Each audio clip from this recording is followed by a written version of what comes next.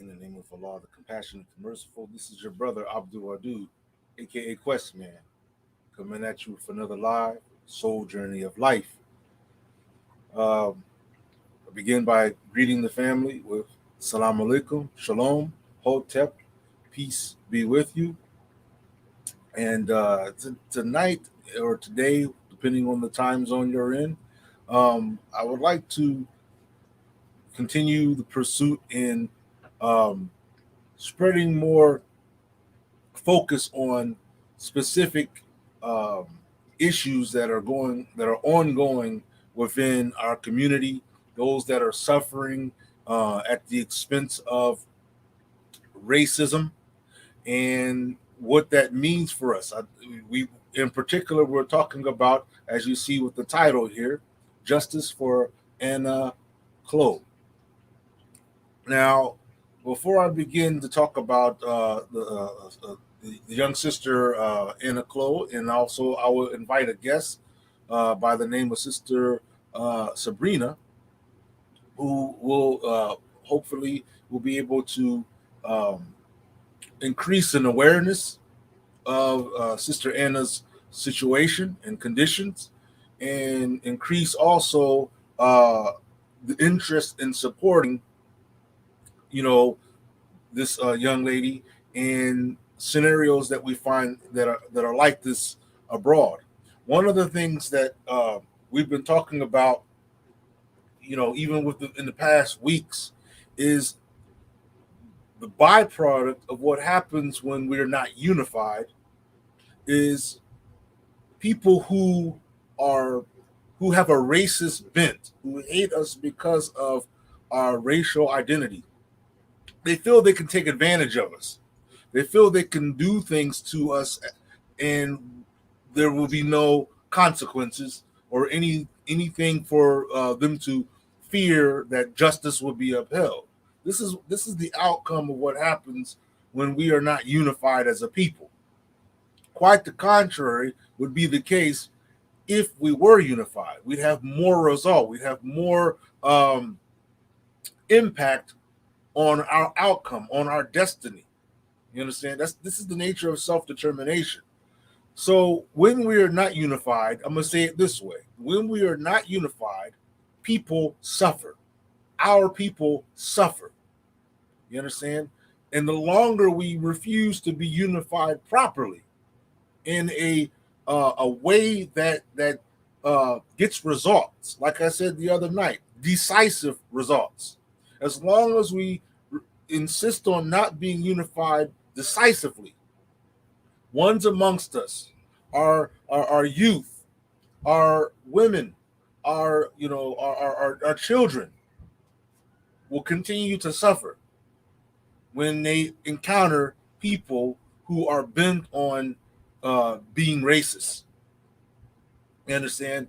So here we're going to invite here shortly Sister Sabrina, and we would like to be able to talk about what the particular story that revolves around little sister Anna Chloe, an 11-year-old a black girl who lives in France.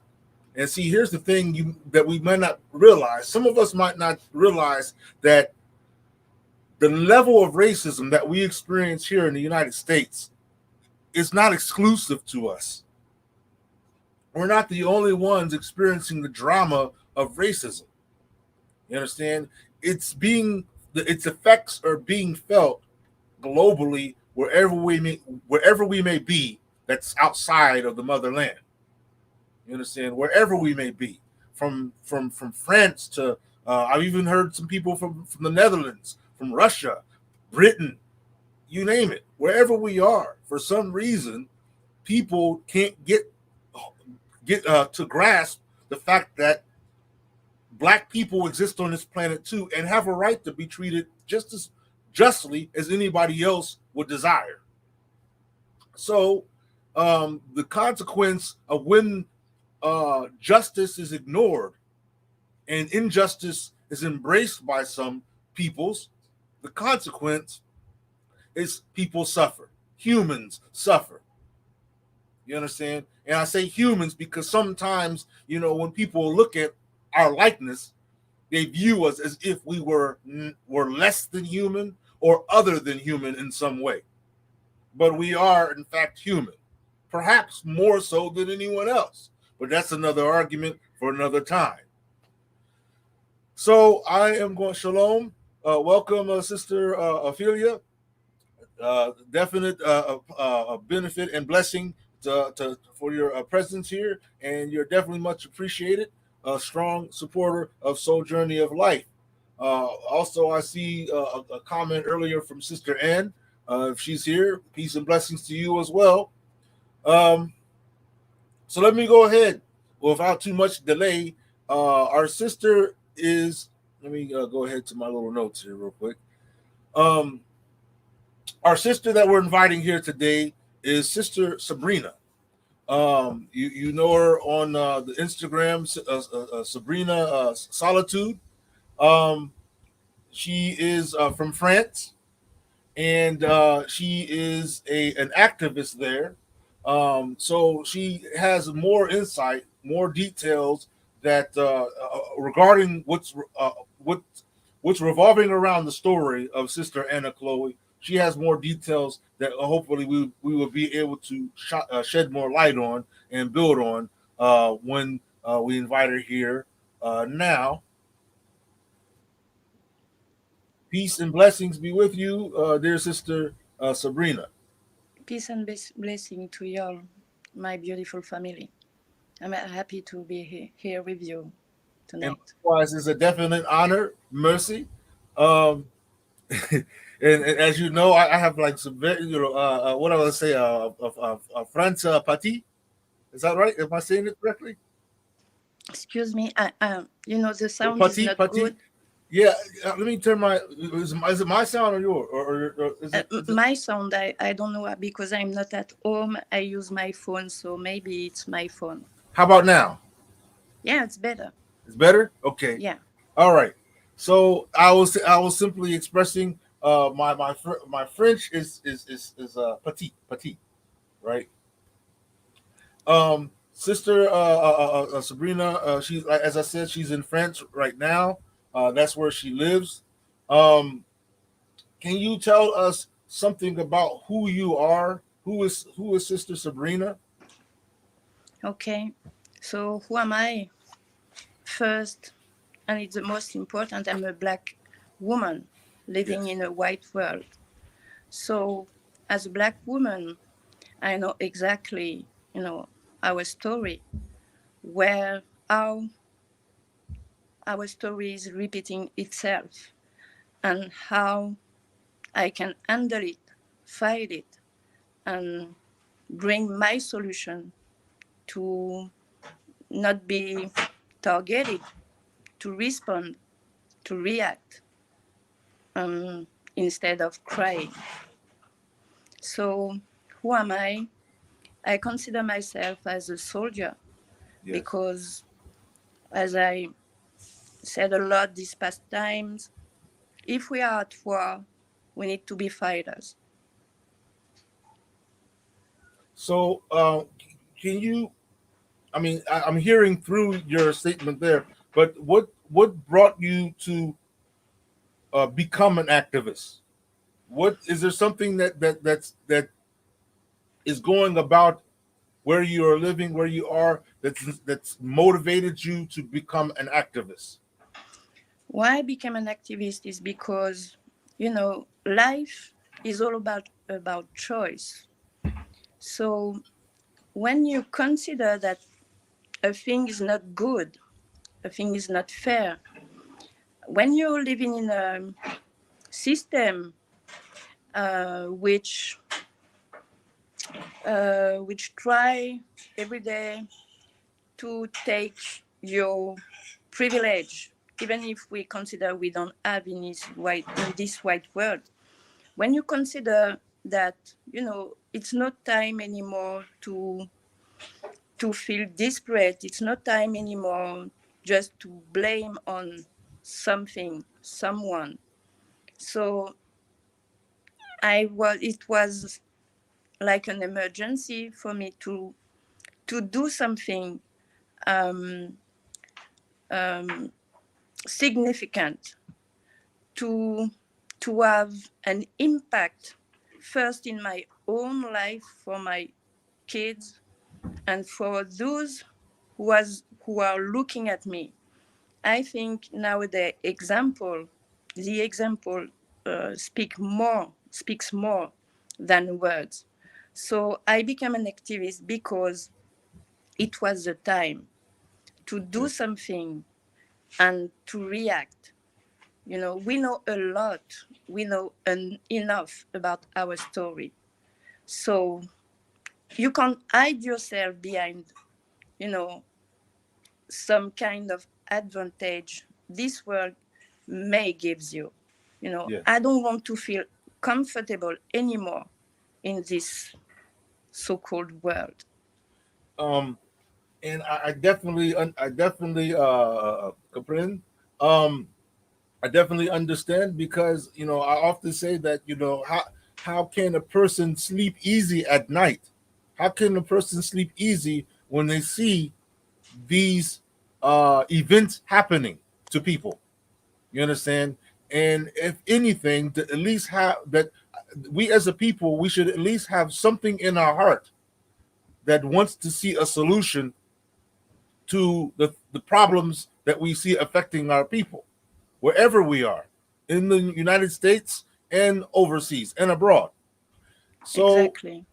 in this situation, we are encountering yet another a situation where a a young child, has been hurt severely, um, because of, and if I'm correct, let me know, um, because of racism, Yeah.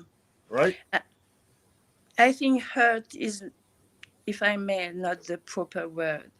Okay. You know, it's behind the beyond this term. She's been beaten.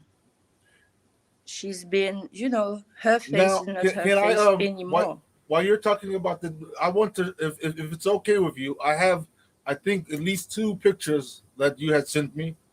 Um, would you like if I show these pictures? Yeah, because I think nowadays we don't have to hide that kind of picture. Yeah, So if you and feel sensitive, it's because, in my opinion, you're still in that world. yeah, and I believe that if people do feel some kind of way about the picture, if it touches your heart, it should touch your heart. It should make you, I'm gonna show you. I'm going to show the picture, but if it doesn't stir something inside of your heart to say, look, what I wish something could be done about this. You understand? If it doesn't stir something inside of a person's heart to make them want to stand up, you understand? Stand up for justice. You have to really think about what's going on. Let me show these pictures. Let me show the pictures. A second here. All right. So now here we go. Here we go.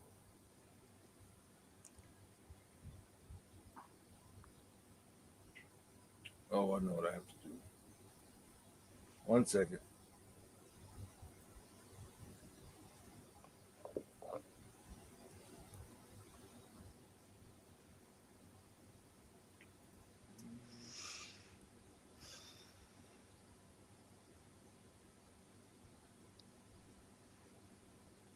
All right.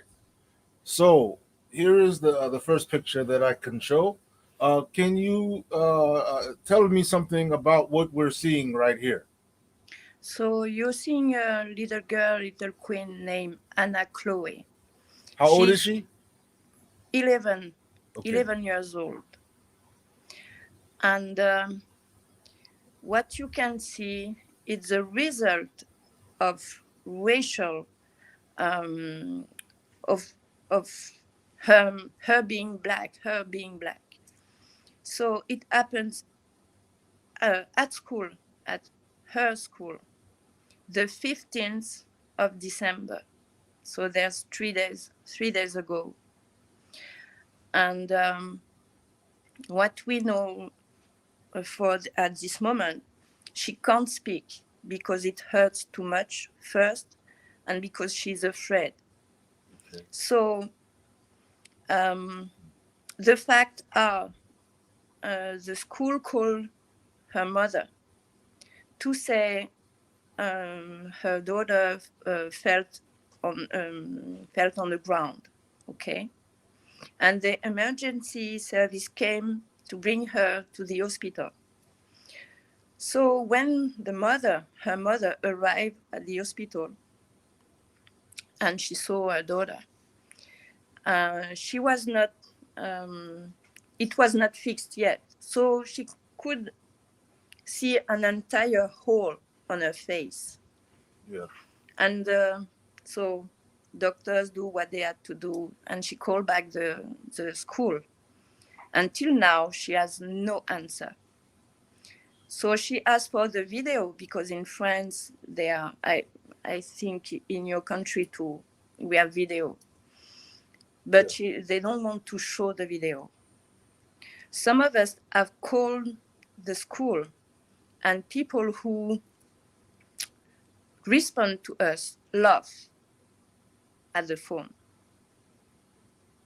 So for the moment, we just know that she's been beaten. We don't know if it's an adult or if it's a kid. We don't know about the circumstances.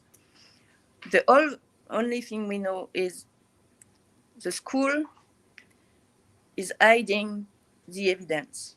They're not willing And to the show any director, video or anything. yeah, the director of the school is one of the member of the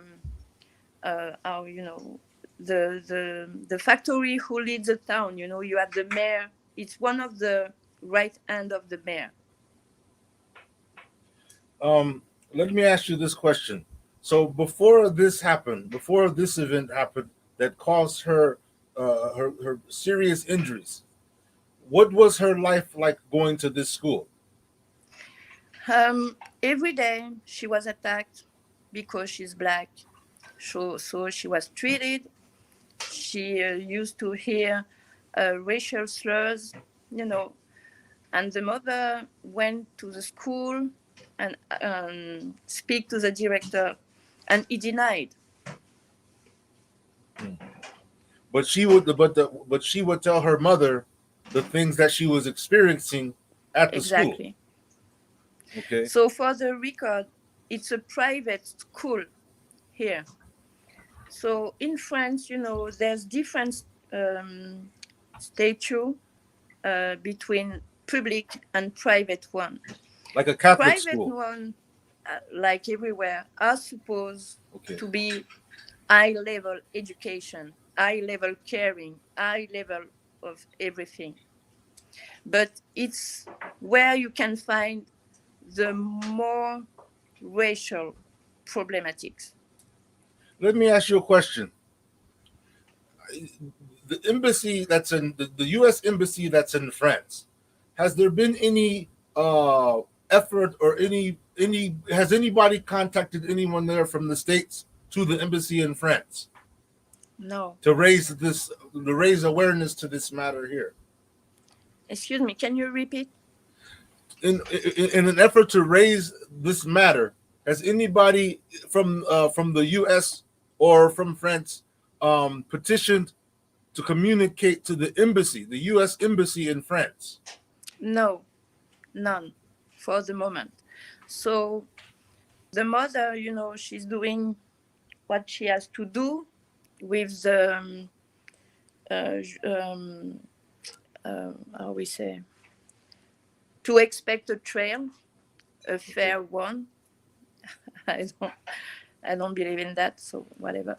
So she tried to eat many people in the government right now, but everything is slow when it comes to us. You know it. Everywhere is the same. Everywhere is the same. When you're saying it's slow, are you referring that we are as a people we're being slow to respond appropriately to the situation? Yeah, we try to address. You know, um, as I said, there's a lot of things we can do, showing our face. Okay, Yes. so all these things has to be done, and we are doing these things. But about anger. About to be sick and tired. So when it comes to our kids, it's the first time in France, the first time we can see. So in a certain way, I can thank the media. We can see something like that because Yes. we have all whole experience that kind of thing. Racial problematic at school, at work, when you go to shop. So what I can say is this summer, one of our brother died, you know, under the hand of four white people. And every week there was something different, every week. So now it's a step, in the atrocity by touching this little queen. So we're not going to accept this. We No. have your experience overseas, and we are not going to do the same when it doesn't work. See.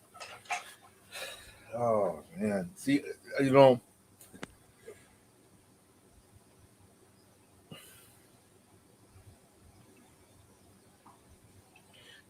You, as I mentioned, this is a particular matter where I felt deep within my heart it has to be talked about. You know,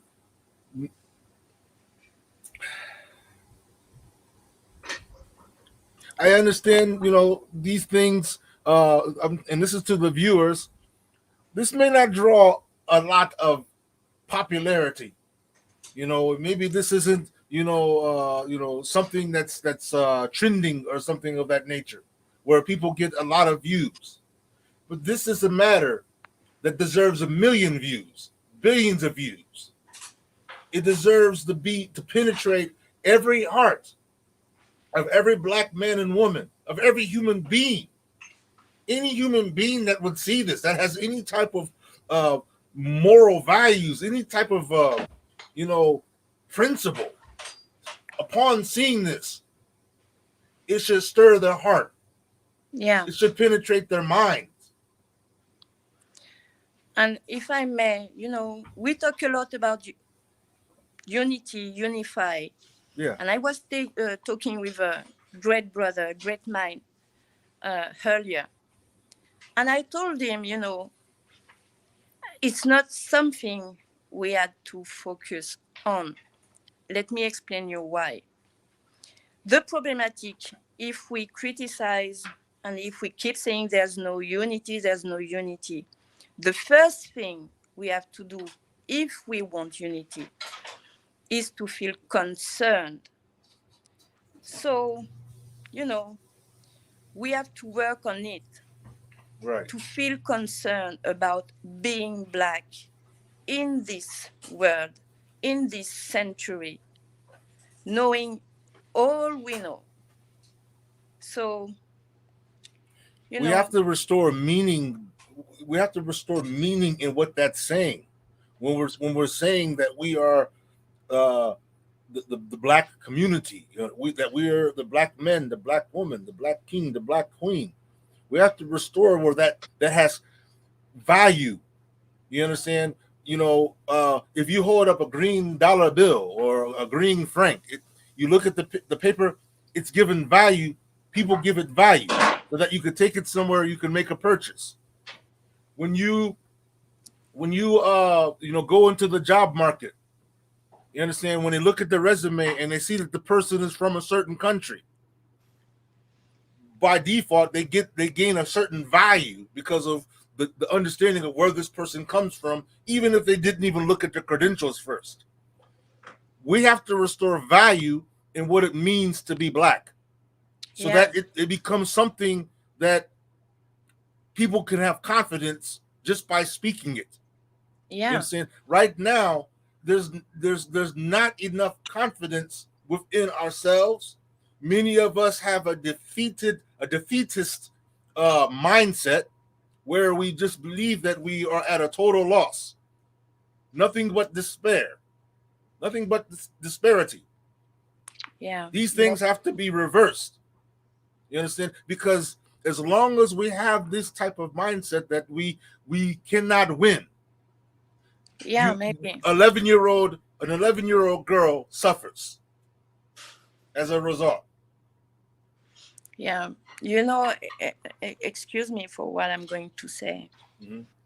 but I don't care about those who don't feel concerned.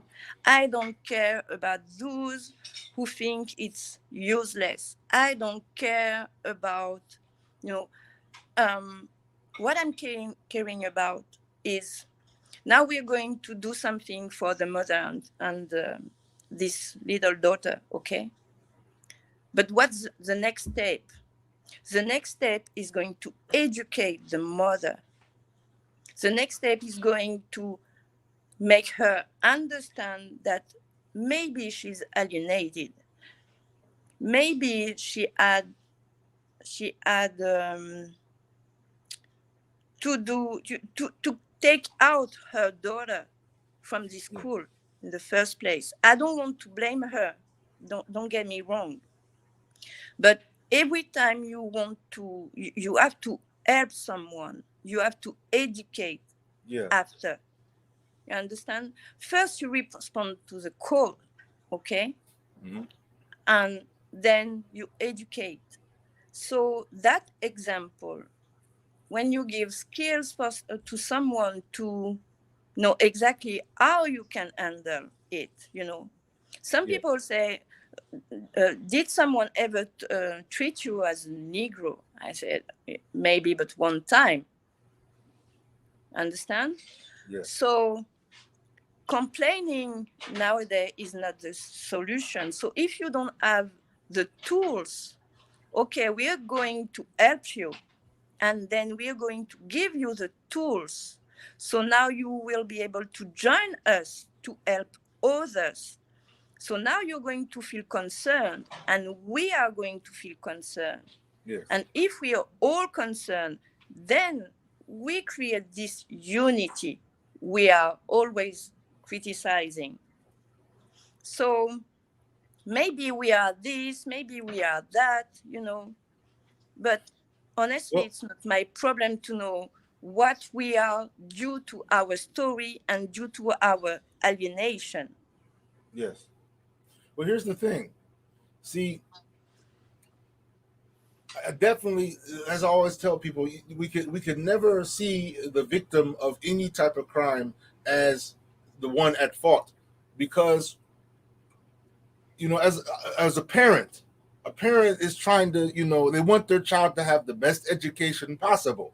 So if they say, okay, well, this school right here is got a reputation for good education, let's send our child to this school. This is the mind that many parents would have. You know, I want my child to have a good education. Okay, Yeah, so the fault is not with the parent or the child. It's yeah, the um, deficiency in a people who refuse to accept the humanity of another people. You yeah, understand? This is what's happening here. You have a people who simply because of our makeup, our God given features, yeah, they can't accept that there are varieties of people on this planet. yeah. But my brother, when you know, you know. Yeah. It's not the same when you don't know. Okay. So I can consider that we all, most, or maybe some or few, I don't know, put the term you want, don't know, you know, because you don't want to see, you don't want to hear, you don't want to put to have to put the right conclusion. Okay. But our duty, you are a conscious brother, you elevate yourself, you are educated, you know your story, you know what's your goal, you know what's your purpose. You don't have a dream anymore, Right. you have the goal. Okay. So when you have a goal, you just work on it. Okay. You don't look at the right or the left, you just work on it. Yes.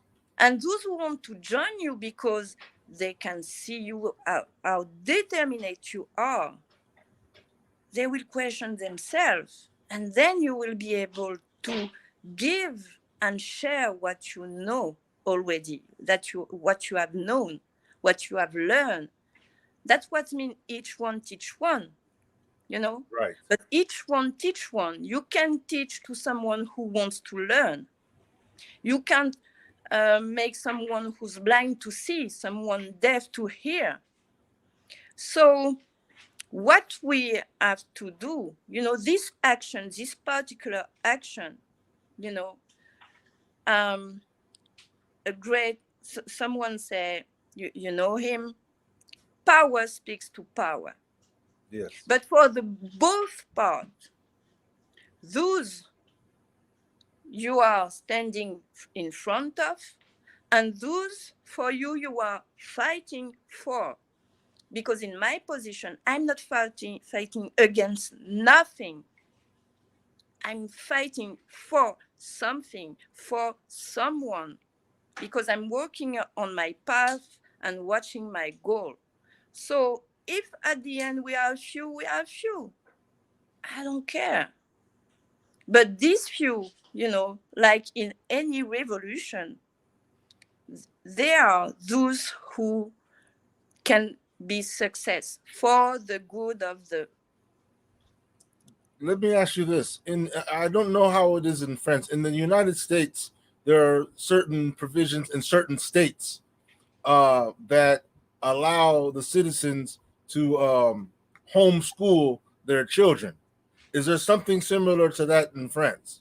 And Yes. if so, um, I wonder, is there amongst you a community that would favor homeschooling over public schooling or private schooling even?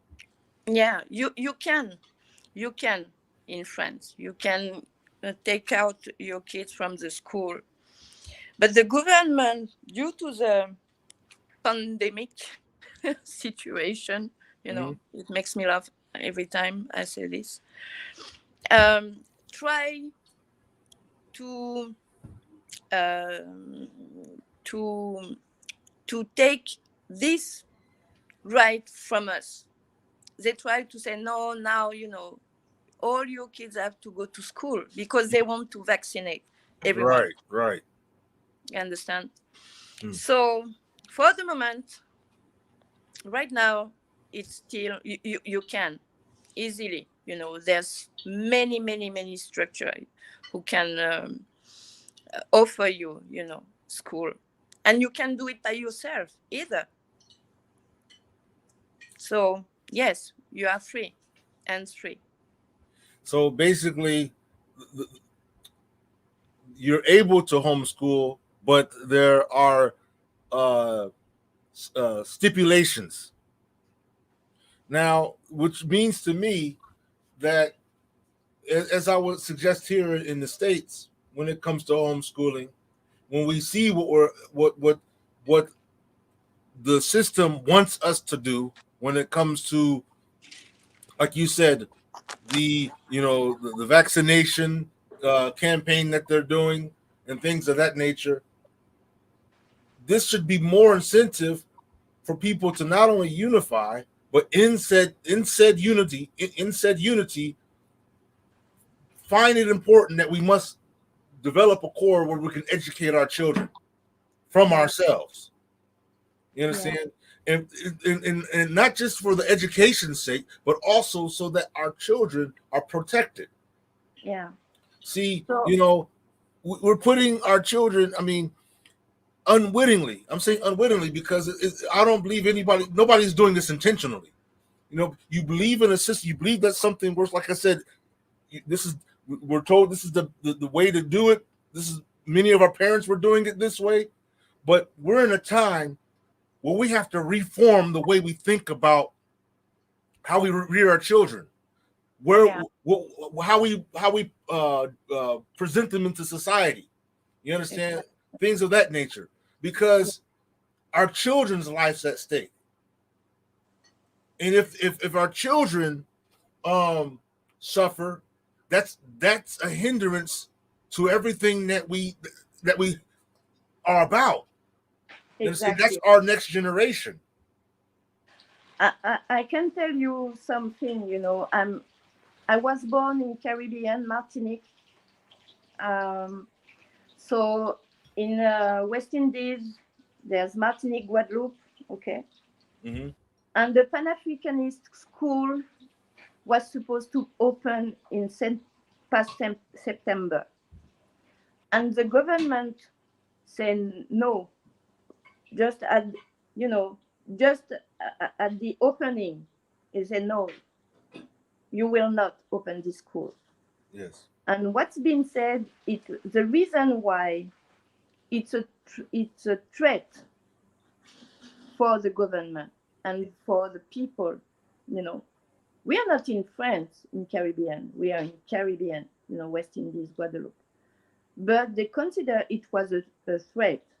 So for those who don't know, Guadeloupe, Martinique, Guyana, there's a lot of islands at this moment while I'm talking to you who are struggling, who are fighting in the streets to get out of this system.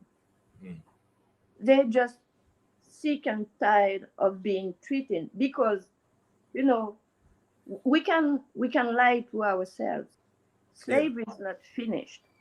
No, it's not. And see, what one thing that I get from this, one thing that I'm hoping that our brothers and sisters that are viewing are getting from this is that we're not alone.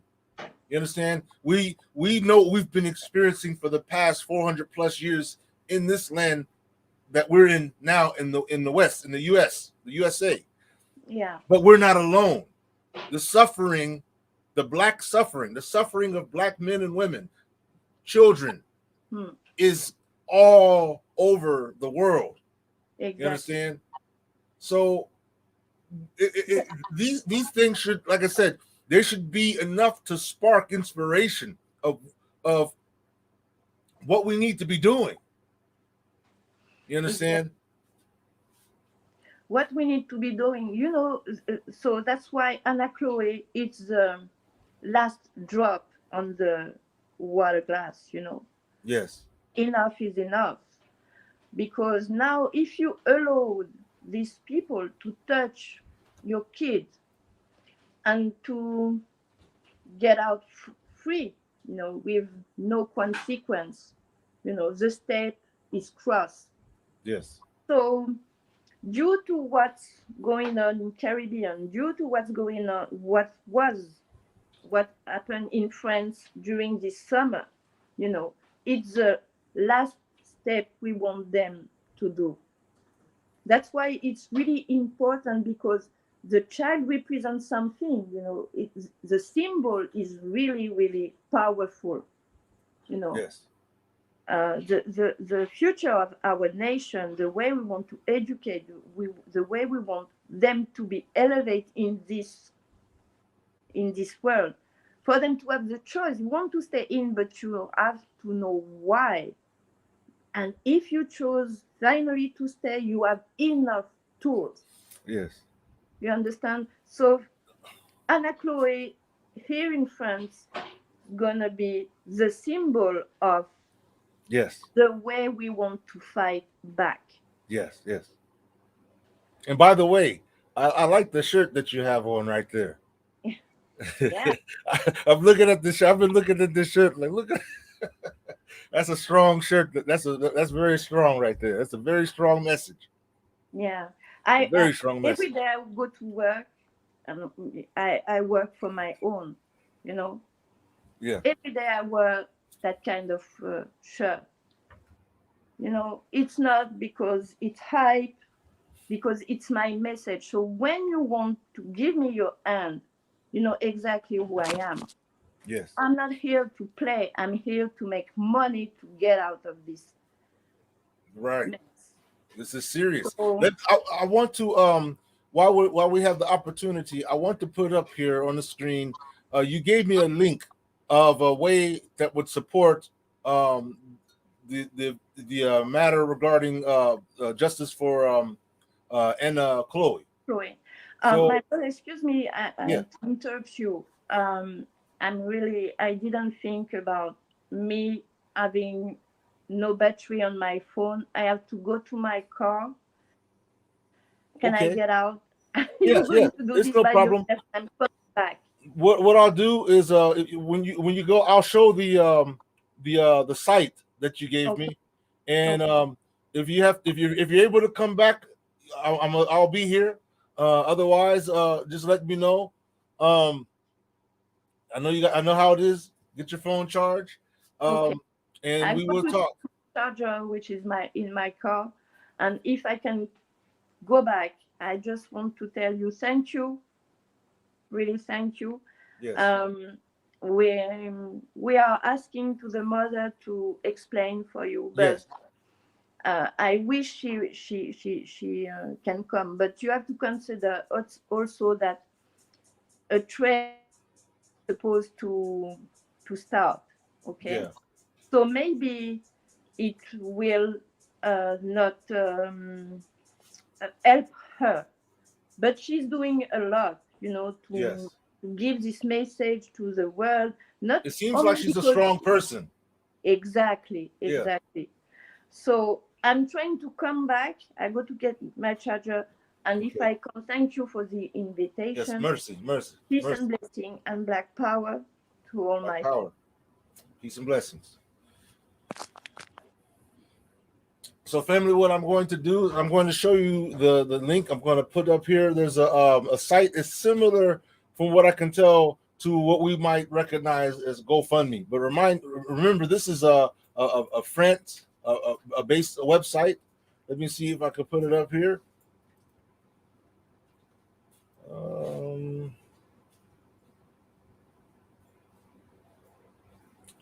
oh, right here we go. Okay, this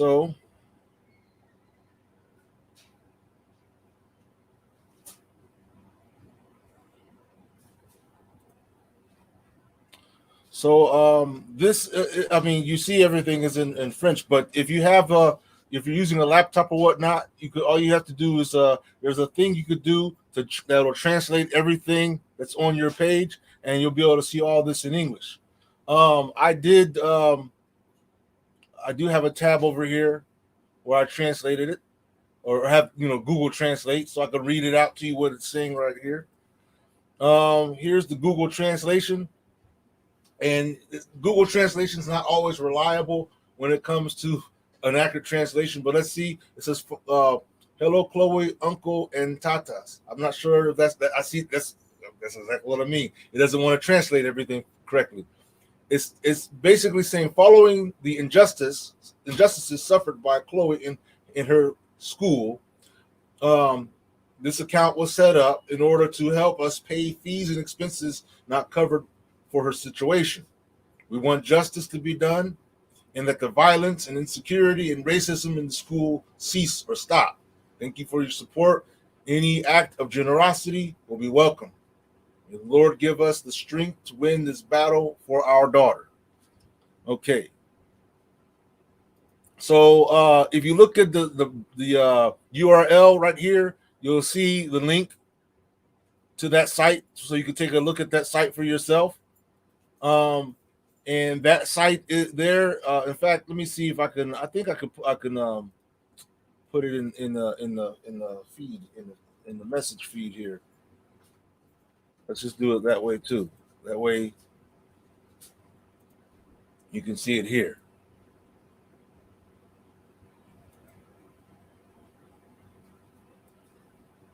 All right.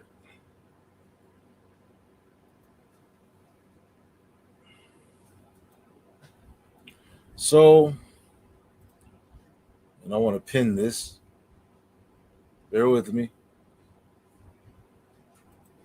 Pin that message there. Um, that website right there is the link for any individual or organization or what have you that would wish to participate in supporting the cause of little sister Anna Chloe. And I definitely would encourage that we step it up in our support all across the board. I mean, you know, we really truly only have ourselves to rely upon when it comes to, the communities of the world. You understand? We really, I mean, no one is going to do our work for us. You understand? No one's going to stand up and step up for us when it's our task to step up for ourselves. No one's going to force us to be unified. No one's going to force us to work together and collaborate together and protect ourselves and stand up for ourselves. This is a job that we have to do for ourselves, family. That's the bottom line. I'm really hoping that I would be able to explore and go further into shedding more light on this particular matter because, like I said, this is just yet one more example that as long as we remain divided, we will continue to be getting taken advantage of. When you're divided, you're not strong. So I'm saying this to all the would-be, strong folks, brothers and sisters out there that think they're stronger by being independent, by being individualistic. It's not doing us any favors. It's not doing yourself any favors. It's making the whole of us weak when we're not unified in the proper way. Because the people that are more entitled to the protections of unity are denied it. There's no reason in the world that anybody could tell me that this young sister deserves anything that's happened here. You understand? A parent has to do what a parent has to do. They've got to get their child educated. They've got to, go through the steps that they have, the provisions that they have. Perhaps the mother doesn't have a strong community of black brothers and sisters sufficient enough to where she wouldn't have to rely upon a public or a private school. They'd have their own school amongst themselves, supported by their own people. But when we're divided, these things become, just a wishful thought. People have to do what they have to do. But this is a calling card for brothers and sisters to stand up. How many more of our children, how many more of our sisters, how many more of our brothers has to suffer before you realize that this does have something to do with you too? I mean, that saying. It says shame on it says you hit a person one time, shame on you. You hit them a second time, shame on me. But if you get them a third time, it's shame on the people. It's shame on the people. I'm just saying, family. I mean, there's no simpler way to put the urgency of our unity, the urgency of our need to be unified. Look at this. Look at this, man. I'm just saying, how can you sit here and look at this and believe that this has nothing to do with you? This is somebody's daughter. This is someone's child, an 11-year-old child who hasn't even scratched the surface of the planet yet. How do you look at this and think that, this is not something to do with you? It don't matter where we are in the world, family. We're one people. Because that's how the world sees us.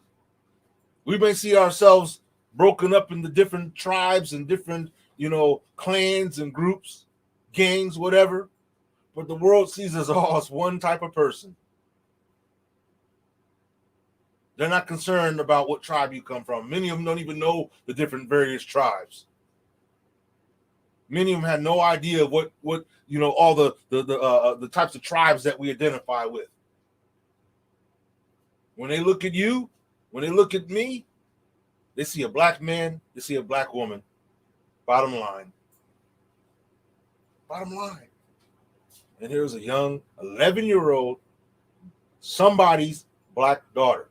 Somebody's daughter. Imagine if there was some sense of black unity here and in France, here and in Britain, here and wherever we are calling our home.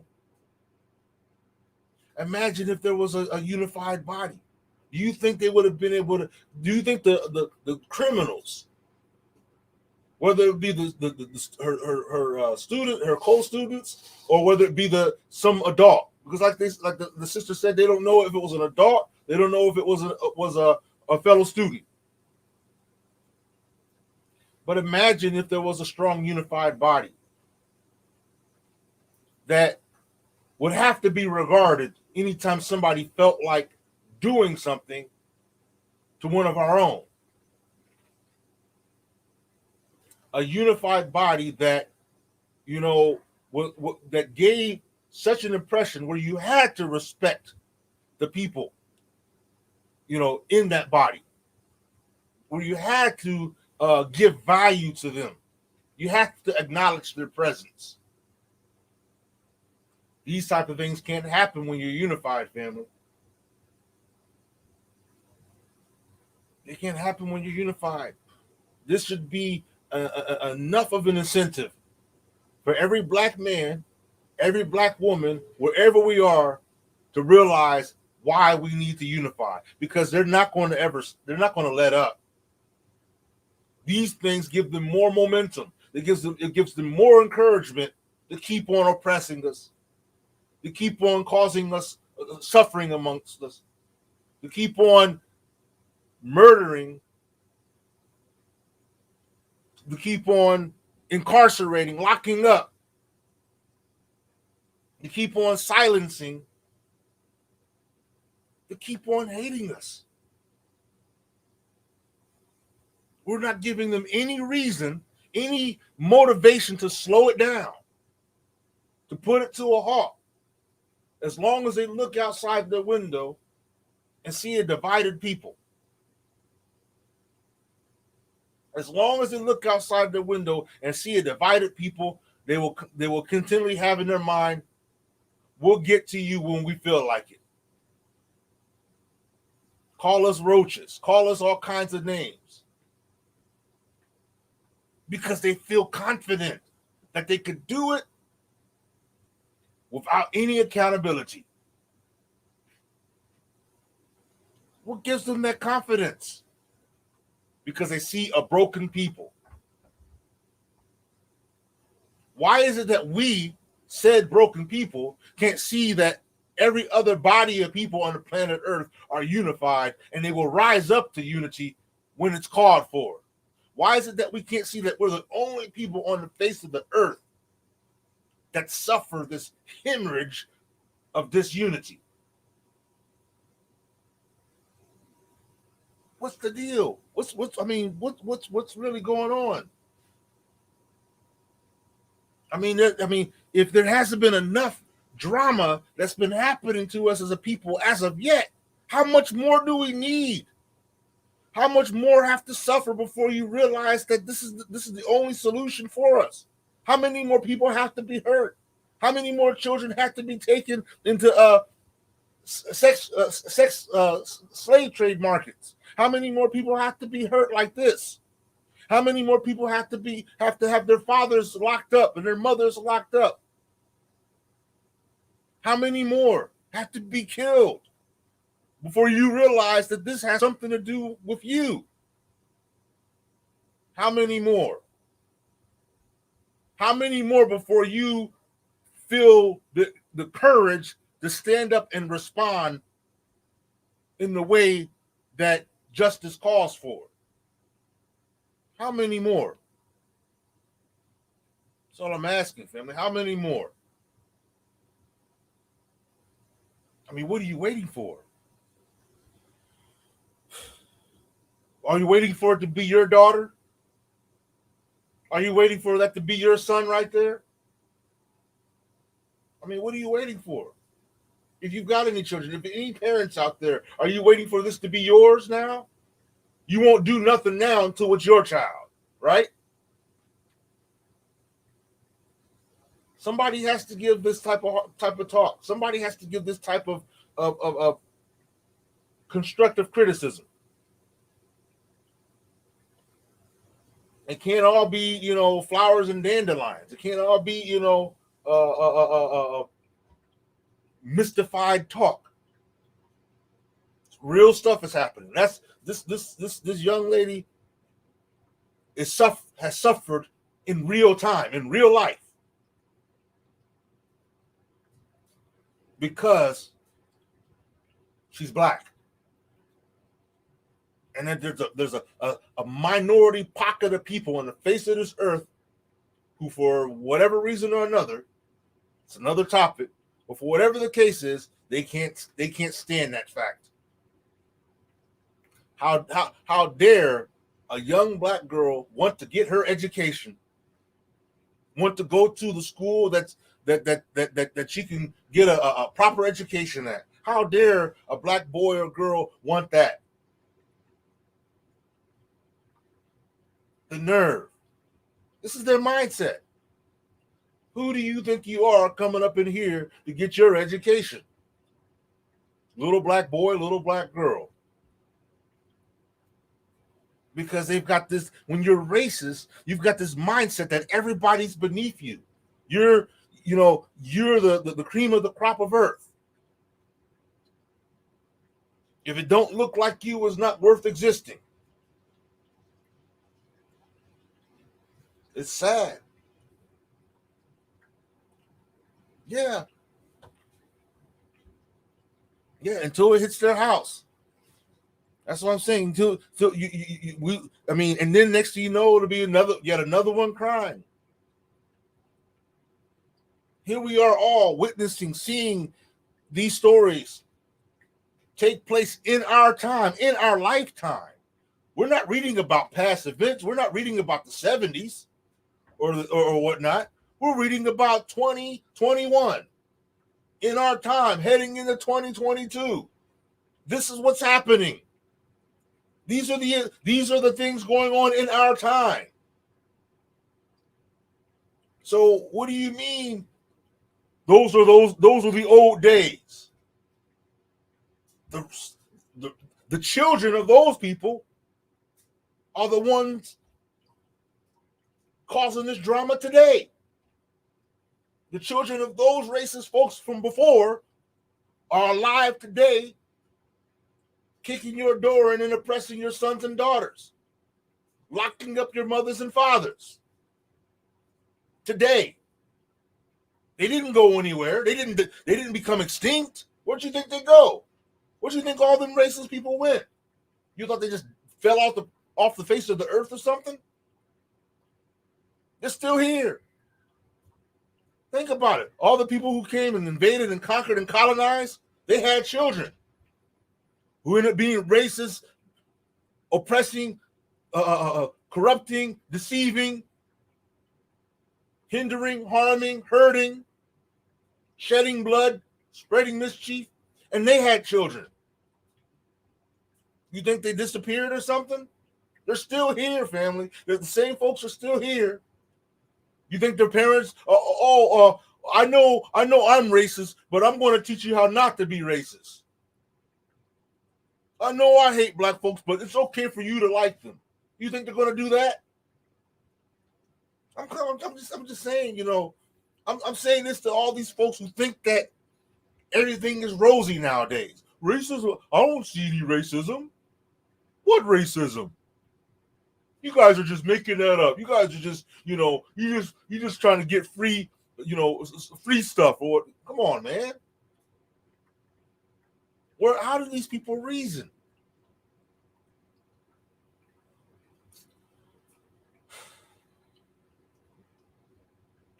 Yeah. How many more? I'm just asking. How many more times do these things have to keep happening before black man and black woman give the proper response? The proper response. A proper, unified, and as I said before, decisive response. What are you afraid of? Take your step and move and don't look back. Take your step, take your decisive action, take your decisive effort, and don't look back. There's no more time for any games, family. Whatever vacation time you thought there was that you could have right now, those days are done. This is serious times now. So I'm not sure if the sister, let's see here,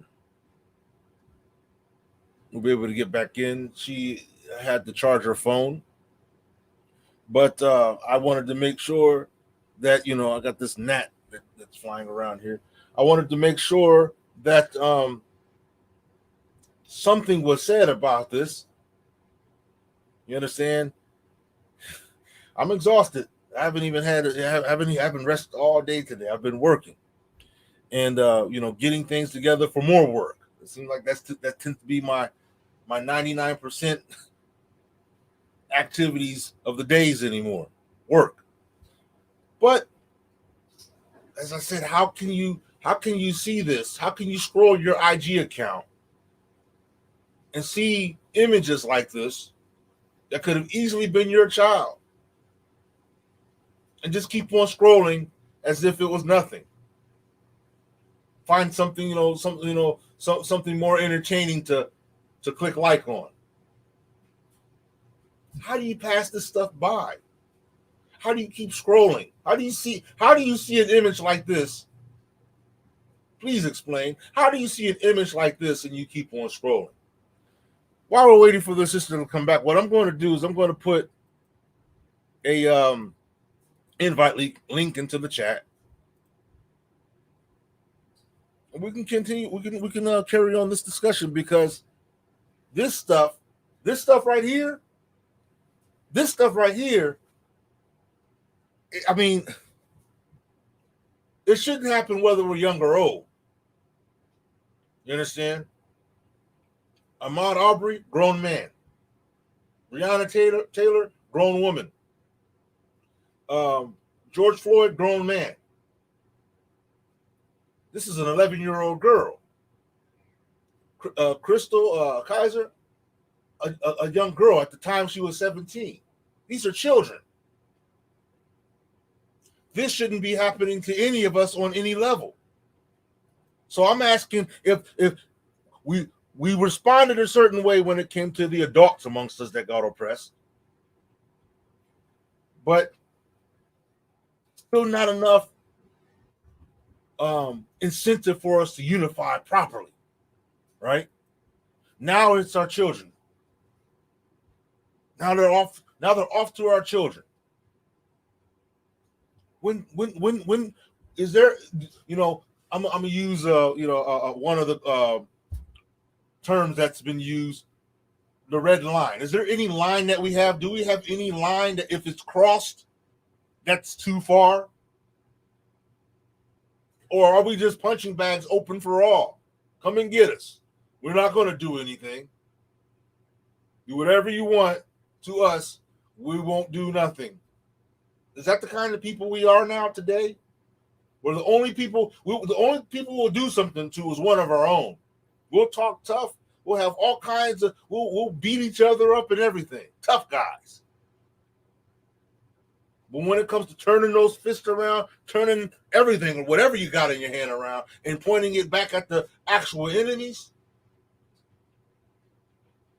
who's got the, as the one person put it, testicular fortitude to do anything like that, right?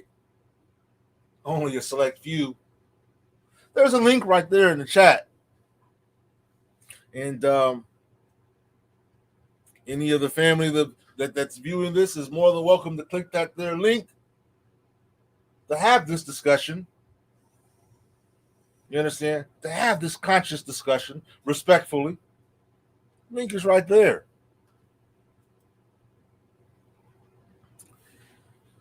And even if you disagree, you understand? You know, I'm not one of these type of platforms where my view is the view. You understand? There could be some errors. Maybe there's something that I didn't notice or didn't observe, or maybe there's a page that I'm missing. But every time that I'm looking at this picture right here, I'm seeing something that should be enough to crush any hard heart, enough to turn any hardened heart into cotton, into to mush. This right here, that should if anything, it should turn that hard heart into flames of rage. Something. You understand? Something should stir when you see an image like this. But the fact that we can sit here and scroll, go on IGs and everything, and just keep on scrolling, carrying on conversation, business as usual. What has happened to us? I mean, it annoys me that we were kings and we were queens, we were royalty, we were all these different things. But look at this. This is happening while the descendants of said royalty remain divided. How great we were. But what about today, family? What about today? If I'm wrong, the link is there. If I'm right, the link is there. Whatever the case may be.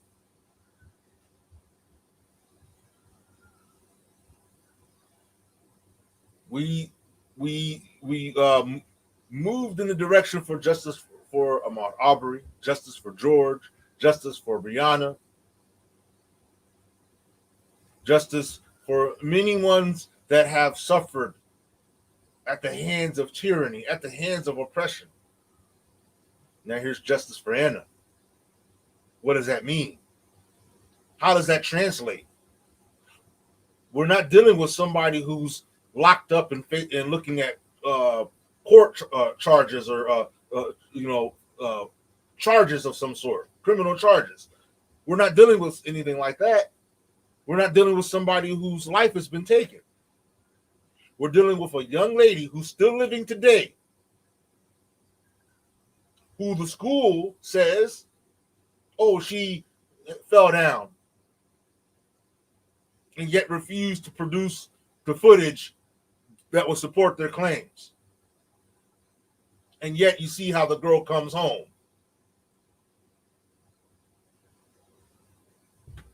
You see how the girl comes home. You see how she returned to her mother. Look. So how does justice translate here? What would amount to justice for Anna? What would equal? What would mean that once it's done, Anna has obtained justice? Please tell me. I'm trying to understand this as we scroll. Like I said, maybe this isn't this type of element, the actual things that are actually relevant to us as a people, isn't so trending. But all the bogus hype and all the madness and drapery, so enticing, so enticing. Yeah, I mean, somebody has to say these things. Everybody can't, say things that massage our ego all the time. Kings and queens. We were royalty. We were lavished in gold. We ruled the world. Look at this picture. Look at this picture and tell me what we're ruling right there. What are we ruling right there? Oh, descendants of the rulers of the world. Oh, descendants of the ancient kings and queens. The ancient noble and honored ancestors. And respect to them, respect to our ancestors, and respect to all those who do stand up, all those who are striving for unity, all those who are putting boots on the ground, all those who are putting their money where their mouth is, and not just talking about it. All of those that are really about this. I know there's some brothers and sisters out there that are looking at this and they're like, what? Yeah. But our division makes it seem like our efforts to unify is smaller than it could be. You understand? Our division. It makes us look weaker. Like I said, these folks are doing stuff like this, and for the most part, they feel so confident. That school feels confident right now. Business as usual. Children classes in session. Come, open your book to page chapter 1. Business as usual. Confident that nothing will happen to that school. That no justice will be upheld. That whatever scheme that they're covering up will remain covered up. Can't let that happen. There's an embassy over there, especially for you politicians, for you those who have the diplomatic bent. There's a U.S. embassy over there in France. What you going to do about that? All those who say they're about the cause. There's an embassy over there. Looks like we need to get some homework done, doesn't it? Looks like we got some homework to do. Because that embassy over there, during this business hours or whatever, there should be a presence there. There should be some effect of our voices. You understand, by any means necessary. You don't leave no stone unturned. Whatever way would bring about that bottom line right there, justice for Anna Chloe. What obtains that? We need to seek that out and drive in and get that. That's our bag right there. That's the bag we need to get. Justice for Anna Chloe. Whatever other bag, that's the bag we need right there. Yeah, I mean, it's just amazing at how drama of people bickering over pettiness gathers more attention and more awareness than this. This should have millions of viewers. Not for popularity or anything like that, but this right here, millions of viewers should be tapping in, trying to figure out what they can do to help support this justice for Anna. I'm telling you, let it been some little white boy or some little white girl. We wouldn't hear the end of it. They'd have millions of dollars. They would have millions of dollars right now within a week to see a speedy recovery for the victim, had the victim been a different color than what we see right here. For some reason, because we don't invest in enough value within our own, it doesn't get enough gravity, enough momentum, enough push to make us get up and do something. Except the select few. And the problem with it being a select few is they end up being open and vulnerable to further injustice, as we see, where they get locked up. They get silenced. This is what happens when we're not unified, people. Don't you see where the ingredients are? I mean, in this situation, this is serious, man. United States, right here. It's not just here. We're not alone. We're not alone. So what are we going to do about it? Yeah, that link there, for whoever's watching this, that link is there. It's for you to click and come on in here and please explain what our problem is.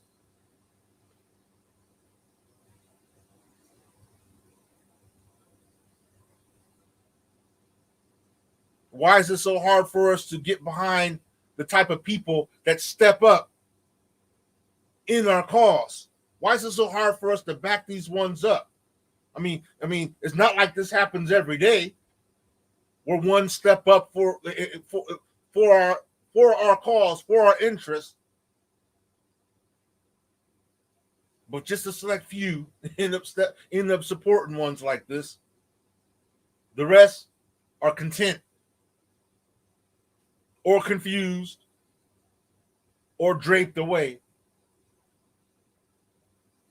Sadness. Oh wow, man. That's what I'm saying. Look, it's not going to stop. It's not going to stop. Let me put that up there. That's not going to stop. So, I mean, if everybody's content to be this unified, then get used to stuff like this, because it's going to keep on going, because they feel like they can. Because they feel like they can do this with no consequence. No consequence. You want to take your anger out, you want to take your rage out, do it to some black person, do it to some black boy or girl, do it to some black man or woman. Nothing's going to happen to you. It'll be okay. You might get a slap on the wrist, something like that. The only exception is when they need to clearly make a public example to keep the populace from rioting. You understand? You gotta understand how the trick works. Yeah, they're going to hem one or two of their ranks up, because they don't want us to come rising up in rage. So they're gonna go ahead and convict those two. Those they were idiots anyway. Let's go ahead and convict them. Oh, that one right there. Oh, he's innocent. She's innocent. Look at her crying. Look at her tears. Look at her crying. She didn't do anything wrong. She's white and she's crying. She must be innocent.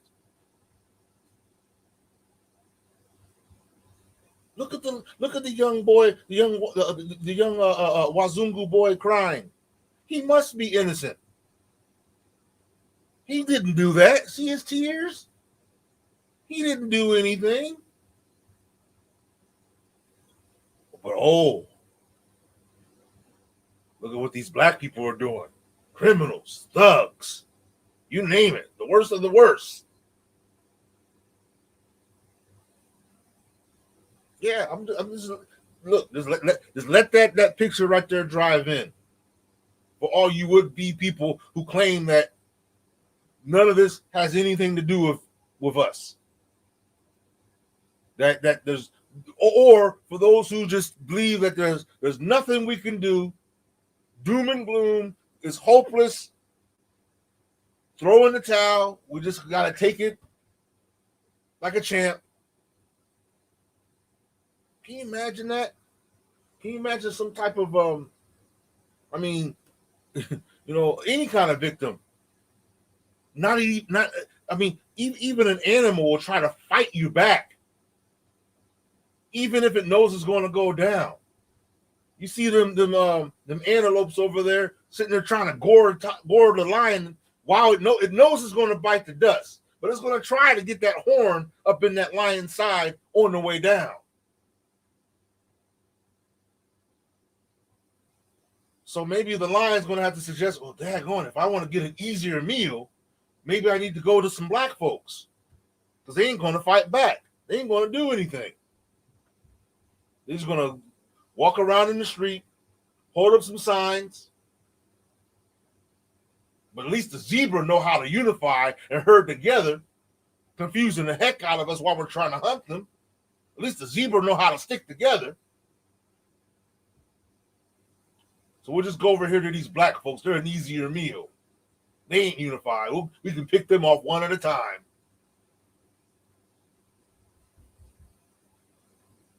This is serious, man.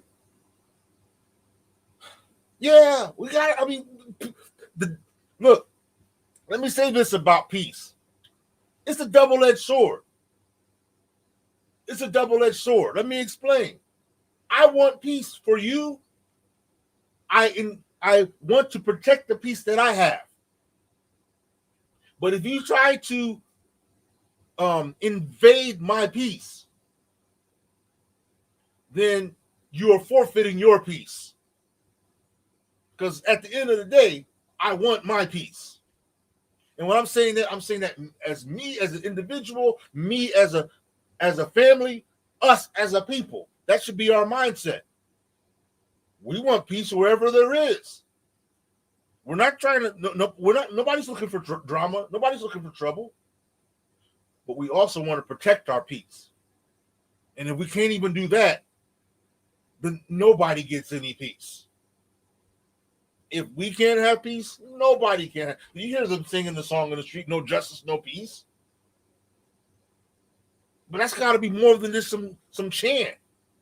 It's got to have currency. It's got to have value. When we say something, when we put these strong, powerful words out there, they have to have currency, family. They have to have value. So when you say it, it's regarded as, as authentic. Oh, we need to take heed. You hear what these folks are saying? I can guarantee you that if any number of these racist individuals were to show up and speak something to you, you're going to pay attention because you're going to take their word as valuable.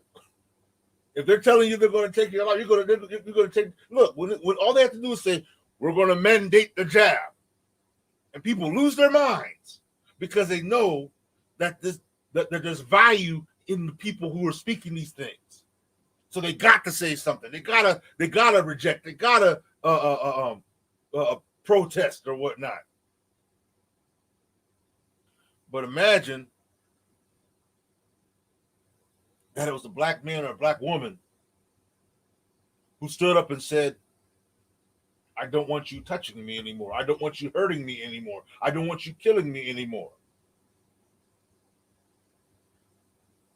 But one ingredient being missing, they weren't unified. Who's going to see any value? Who's going to see any enforcement behind those words?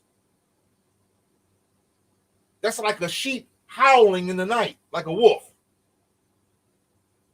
The wolves are going to know, like, that ain't a wolf. That's our next meal. We have to have currency in our words, in our presence. It has to have value. It has to become believable. You understand? And like it says right there, we have to stop being nice guys, nice girls. We gotta. There's not enough time for that. Harriet Tubman knew that. She knew there was no time for a nice gal. She had to be ruthless. You understand? If you think that Harriet Tubman was some kind of soft, some type of soft lady, you don't see soft ladies walk around like that, armed up. She knew she had to be ruthless. There was no time for games.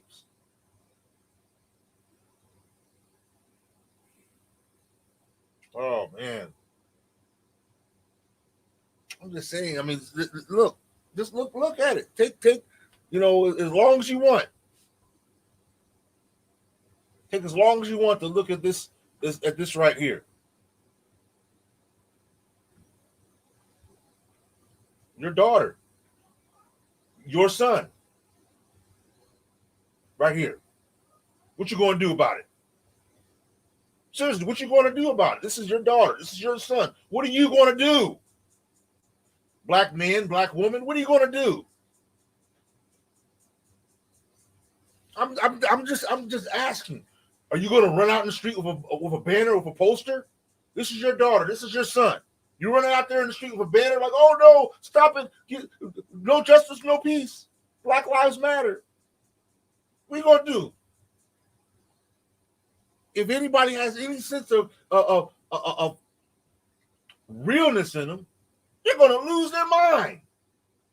What? My child? You did this to my child? They're going to lose their mind. Just saying. One way to put it, there didn't be one less school in town that day. You understand? I'm just saying. This is when you're looking outside, looking in from outside. Maybe it reduces the level of relativity in your mind. But when it happens to you, when something like this happens to you, it takes on a whole nother level of real. Yeah, you may not do something crazy or extreme or whatnot, but the reality check is going to dawn on you real fast. Yeah, I know. The ones that need to hear it, they're not here. You understand? They're off to the entertainment, off to the horse races.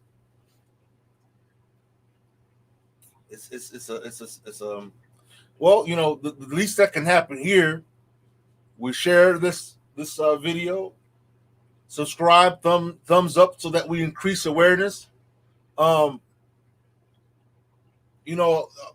Apparently, the more likes that a video gets, and the more subscribers, the more it increases the algorithm that the platform is upon. When that happens, then more viewers are shown this in their feeds as a potential video for them to watch. Another thing that helps that is the types of links, like the tags. Tags. When I put tags, like I put the tag here is justice for Chloe, things of that nature. That also helps with the algorithm when it comes to searches and whatnot for videos like this.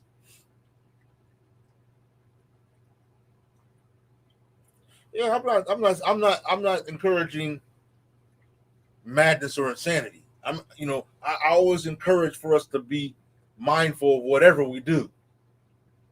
But I'm just wanting people to be realistic. Your daughter, your son, this happens. What are you going to do? What should be done? What should be the outcome of this? Like I said, what equals justice for Anna Chloe. What does that mean? What does that mean? And if you can tell, if you know what it means, what happens next? You don't have to be said here, but there has to be an answer to that question. There has to be an answer to that question, family. So clearly, nobody's going to click that link that you see in the chat there.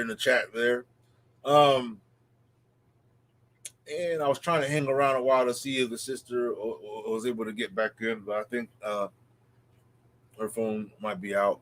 It's late over there anyway. It's like midnight, I think, in France right now. It's let's see here. Oh yeah, it's like about 1 or something over there. About one in the morning. So not only did her phone tap out, she might have tapped out too. It's bedtime over there. Family, do what you can. You see the link right there, and the link is also pinned to the top of the chat. We got to do our part. In my opinion, even if we were had the most humblest wallets and purses, you should make it a point that each of these events that are happening in our life, when we see these moves to support, just $5 here, $5 in this one, just make it the thing to do. That ends up becoming our modern day bill for the cause. You understand? Amongst all the other, you got your cell phone bill, your smartphone bill, whatever. If you living at home, you got your internet bill. You got all your different bills. Now you need to have your B1 bill. You got to have your B1 bill, which means that you're supporting every possible cause that's in your range, you understand, to the fullest extent that you're able to. Like I said, no one's trying to get you to break the bank, but I mean, just imagine that when you're doing your budgeting, phone bill, rent, gas, electric, insurance, whatever it is, B1 bill right there. So that includes all the different popular ones, the known and the not so popular. This one is not something that this is new. You understand? But it's relevant.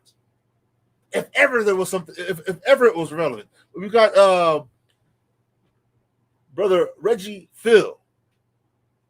And I'll remind you, this is Soul Journey of Life, the conscious social media, which means that we are of the conscious mindset, the conscious bent, and our communications should reflect so. Peace and blessings be with you. How you doing, my brother? Yes, indeed. All is well. And the struggle to improve is an everyday struggle. Amen. Assalamu alaikum. Wa alaikum salam. Rahmatullah wa barakatuhu. How are you doing? Doing fine, my brother. Peace be unto you. How you doing? I'm well. So, can you tell me what would equal, in your opinion, what equals justice? Now, let me break this down real quick. We've had the banner where we hear justice for Breonna Taylor, and we would understand that would mean that the perpetrators of the crime need to be dealt with. They need to be locked up, whatever. Justice needs to be served. Justice for George, similar thing. Justice for Ahmaud Arbery, similar thing. Right. The thing they all have in common is they're all adults. Yes. Okay, but here we also have justice for Ozone, justice for Spike, who are brothers that are locked up right now. Justice for GMJ, who's been silenced and not able to communicate on the social media platforms. But here is a child. So what is justice for Anna Chloe? What does that mean? Brother, I'm gonna tell you what it means. It means packing our bags, saving our money, getting together collectively, and getting the hell out of this country and moving back to Africa. You see what I'm saying? I know that. Good evening to you, brother. Love to you, brother Quest. I know that that's not an answer you was expecting from me. No. But, For me, the answer that I expect from you is whatever's real from you. That's the answer I expect. Thanks, brother Quest. But I'm gonna tell you this. I got a 10-year Africa plan, right? I want to be out of this country within 10 years or less. I want to have my African butt in Ghana or Sierra Leone or Rwanda, one of them. You see what I'm saying? And I tell as many Black Americans as I run into, whether at Walmart or whether at work or whatever, get your Africa plan, man. I mean, it don't make sense for us to stay over here and keep complaining, keep marching. I mean, you know, and where are we getting? We really ain't getting nowhere, brother. I one thing about it, I mean, what they did with George Floyd, that video got exposed all over the world. Yeah. And one thing, I'm glad Africa reacted to that. Yeah. You see what I'm saying? And that was right after the year of return, which was 2019. You know, over 100,000 African Americans, including Caribbeans and all of the Black members of the Black Africa diaspora, went to Ghana for the year of return. But I'm just saying, stuff like this gonna keep going on until we get to hear from over here. Some Black Americans don't get it, brother Quest. So what I'm getting out of what you're saying there is Exodus as a method of protecting our people. But that's the only way, brother. But here's the thing: what you're saying, you expressed even in your own words that it's going to require some time. Because you're mentioning with a 10 period of time. Well, sister little Anna Chloe doesn't have that kind of time. She's 11 years old. She hasn't even existed. She's barely existed. The total time that you mentioned it takes you to get out of here to Africa. Right. 11 years old.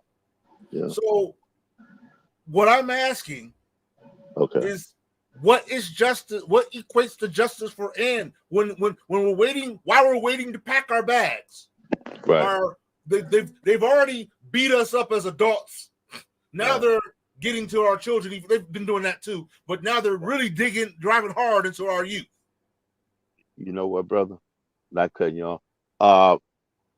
What I would do, bro, if I had children, I would just get the hell out of this country. You know, if I wasn't financially able to go all the way to Africa and live out the rest of my life in Africa, I would at least go to Jamaica. I would at least go somewhere where. But what I'm asking, brother, and I'm not trying to be hard on you or anything. No, you good. Everything that you're saying is sound advice, but this is sound advice for people that are in the financial position to do just that. Otherwise, no matter what they would hope for, it would require time. So you're saying that in the meantime, this stuff has to just keep happening while we're just stacking up our bags, stacking up our money to go. But in the meantime, you understand what I'm getting at? Yeah, because you're right, because you got children and everybody can't leave right now, Brother Quest. And I realize it. Those of us that can't leave, what do we do? Well, when it comes to kids, if you can't homeschool your kids, okay, that's what I would do. Now I don't have kids. Well, now I think I got a grown son, but I'm not sure if he's mine. But people say he's mine, but then some people say he wasn't. But I would, if I was in that situation where I had children, I would try my best to homeschool them, or either get somebody or pay somebody to homeschool them, or put them in a all private African American school. Yeah, you see what I'm saying? That because there is, I know where I'm from in Alabama. Unfortunately, I'm from Alabama, but I know where I'm from in Alabama. There are Black private schools. You feel me? That's what I would do. That's what I would do. Here's the thing. This particular situation is unique in that, again, we often talk about the suffering that we are experiencing right here in the States. Right. But sometimes it makes it so that we overlook that the same type of suffering is taking place in other areas of the world where racism is still rearing its ugly head. Right. Okay. Right. In this situation, this young lady is in France. Oh, Okay. France. Okay. Yeah, she's in France. And that's where her oppression took place. Okay. What does she do? What do parents here in the States, what type of part can we play to be effective with our situation here in the States and with our family abroad? Well, Brother Quest, really thinking about what you're saying. France, France is a prejudice, another European place. Yeah. France for the last 100 years, they've been milking the Francophone countries of West Africa, making them pay colonial taxes, keeping the people poor. So, but France, for a black person to be living in France, I mean, I don't know what to say about that, bro. Let me ask you this, okay? I'm gonna use a scenario to try to drive in a point. Okay. Imagine Noah. You know who Noah is. You ever heard the story of Noah? Oh yeah. Yeah. Imagine Noah gets this divine inspiration, Okay. telling him to construct a boat and get ready to get up out of there because it's about to be hell in the scene, right? Oh yeah. Right.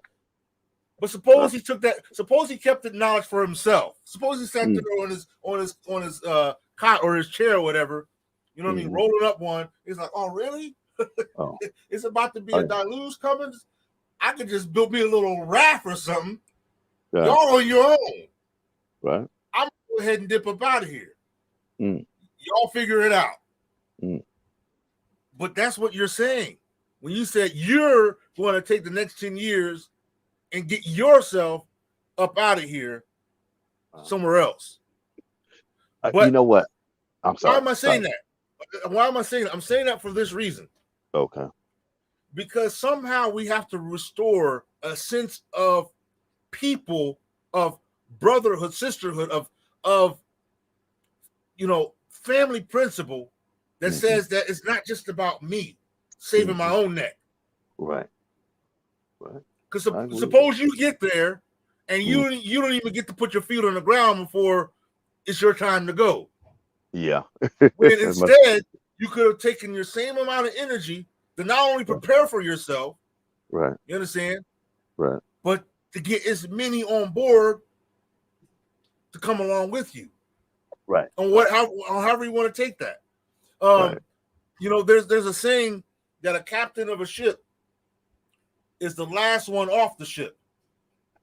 Yeah. That's what they say. That's the truth. I'm saying that because many of us like to tout that we're bosses, we're leaders. We don't want to accept, following another leader. We don't, we got this type of mindset nowadays. Okay, well, if you're a leader, who are you leading, and where are you leading them to? Because here we are. I have to stick with the topic here. Yeah. When we're not men in our post, right, this type of stuff happens. Yeah. Yeah. Yeah. And it's increasing. As we saw, the sister put a comment earlier of some things that were happening. There was another situation where children were being given drugs. What? Yeah. At school by adults, apparently. So my whole point is clear that these events aren't decreasing. They're not becoming less and less over time. They're becoming more. Yeah. Brother Quest, you're right. I mean, people always say we're in the last days, bro. I mean, people. So are we supposed to? I guess the only solution we have. I guess we just have to pray about it. No, right? No, I'm gonna tell you. That's not to say anything bad about prayer, but that seems to be the mindset that we have. We're just waiting around for a meteorite to come out of the sky or something. Yeah, You know what, brother? I think I still probably would stick with that. Because this happened in school when she was at school in France, right? Yeah, yeah, I mean, that's the reason it's so important for us to work, do cooperative group economics, man. Like yeah. brother Dr. Amos Wilson told us years ago. But it seemed like we can't do that because we don't trust each other. You see what I'm saying? We need to Yeah. do group cooperative economics to open up schools no matter where we at, because every black kid should have the option to go to a predominantly black school. Let me ask you You this know what I'm saying? question. Not everybody trusted Noah. I keep using this as an example because to me, Yeah, there's signs and symbols and everything. right. Are there any that do trust you? A few.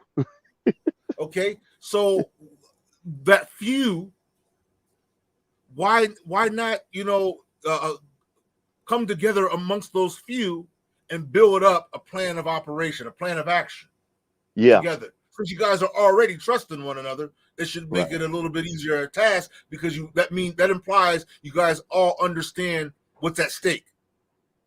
But see now I am brother Quest, I am practicing group cooperative Okay. economics with the people that I. But see, with us, it's about back to Africa. We got back to Yeah. Africa plans where we work economically together. You see what I'm Okay. saying? Because none of us have children, so we can kind of save. We can kind of save. Towards that. You know what I'm saying? Yeah. But if I had a child, my whole focus, if I was married with children, my whole shift in focus would probably most likely be different. You Yeah. see what I'm saying? Because I wouldn't have time to really focus so much on Apple. Yeah. You see what I'm saying? And on Facebook, I got people on the ground in Ghana, people that I know. They're looking for me to show up. So I mean, uh, but when you have kids over here, it's different. It ain't just you. You got to think about those kids. Right. You see what I'm saying? So, and I understand that not everybody is in a situation where they can just leave, within the next 5 or 10 years. You see what I'm saying? And when you raising children, you thinking about your children. That's the reason I say, I am practicing group economics. You know what I'm saying? But like I said, mine is in the group I'm in. We're all focused on moving back to Africa. Right. You see what I'm saying? That's you know that's the that's what we doing. We put so much into this pot. So hey, I get to the continent. I got so many thousands. You got so many thousands. She got so many thousands. If you want to build, buy you some land, build you a house, you can do that. You have money to do that. So, but are those aren't immediate solutions, right? Those are solutions that require um steps. Yeah, long term. We talking about Okay. 5 or 6 year plan. And and and, Maybe, and that I mean, yeah, those are definitely good necessary plans to have. right. But here is But little sister Chloe, who mhm. is suffering in present time. Right, right, You right. understand? And that's why I'm asking regarding the question that I said, what equals justice for Anna now, today? Justice for Anna now is suing the school board, suing the school, and getting your child the hell out the school system. Yeah. That's the justice for Anna. Get a lawsuit. Yeah, I'm pretty sure there's a lawsuit pending right now. I'm pretty sure they got a good lawyer at this point.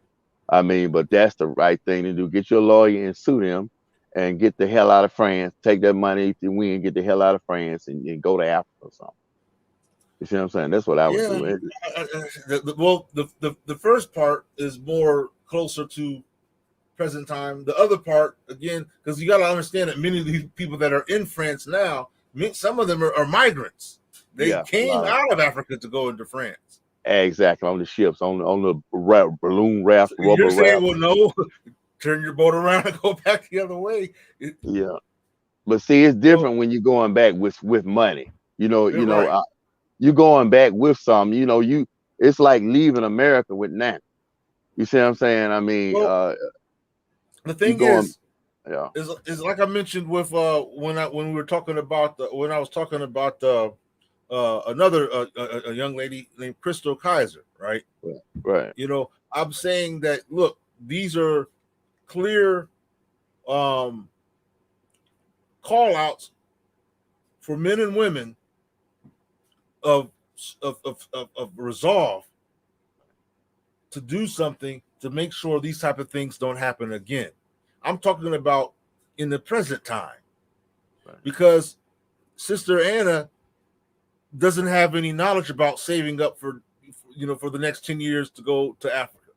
right, She is suffering serious wounds right, now in the present time. right. Okay. Now, somebody somewhere, many of us, they have an Anna. Yeah. Oh yeah. You understand? Oh That yeah.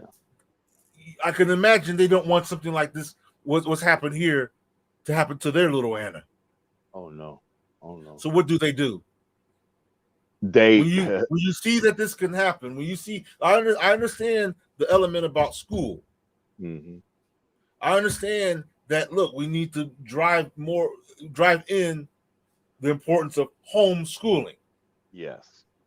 Okay, but as a father, imagine you're a father. I mean, it's hard to do that unless you're actually one. Because then, when you're an actual father or a mother, you have you have a connection with your child. You have something that this is your child. Right. You understand? The flesh and blood. I mean, You know? there's a mother of little Anna right here who was probably torn to pieces inside Mm. when her daughter arrived home, different than the way she went to school. Right. Right. So if you But were just imagine you were the father. What would I'm your yeah. what's your next move? What do you do? You don't want to know, brother. I'll probably be in jail. I'm not. I'm past all I'm not talking about the emotional stuff. I'm talking about Yeah. preventative Yeah. measures. Well, I would. Well, brother, because I did raise my niece up. I got a niece that I helped raise up, so I was kind of like a father then. But again, I think what I would do, brother, I would see, especially growing up in the South. Yeah, I yeah. think grew up in Alabama. You know what I'm saying? Grew up in the South. The racism that I've gone through, I think I've gone through more racism than most Northern people. So I know how to deal with white folks. I know how to get the hell away from 'em. I know how to deal with them. But I'm Mm-hmm. saying this.